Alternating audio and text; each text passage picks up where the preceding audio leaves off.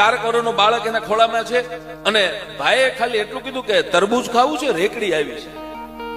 બહુ ઝીણી વાત, તમે જોજો. એટલે પાછળથી બેને કીધું કે હા તરબૂચ ખાઈએ, લાલાને ખવડાવીએ. એટલે રેકડીની પાસે જયારે ગાડીને ઉભી રાખવામાં આવી ત્યારે પેલો કાચ ઉતારી અને માણસ કીધું, એટલે 8 વર્ષ 9 વર્ષની દીકરી સામે આવી. કીધું બેટા તરબૂચ વેચો છો? હા. શું ભાવ છે? કે 50 રૂપિયાનું એક તરબૂચ. તો પાછળથી બેન બોલ્યા 50 હોય? અટાણે બજારમાં જાય છે, અમને ખબર છે 30 રૂપિયાનું એક તરબૂચ હોય. દીકરી આમ સામે સામે જોઈ દે. પાછળથી બેને કાચ ઉતાર્યો અને પછી એટલું કીધું કે બેટા અમારા ખોળામાં બેઠો એ બાળક માટે, એ દીકરા માટે, જો તારા ભાઈ જેવો લાગે છે, જો એના માટે તરબૂચ લેવું છે. બહુ ઝીણી વાતો, જોજો સાહેબ, ધ્યાનથી સાંભળજો. વાત આના માટે લેવું છે, તારા ભાઈ માટે લેવું છે, તારા ભાઈ માટે લેવું, એટલું કીધું ને એટલે દીકરીએ કાચમાંથી હાથ લાંબો કર્યો.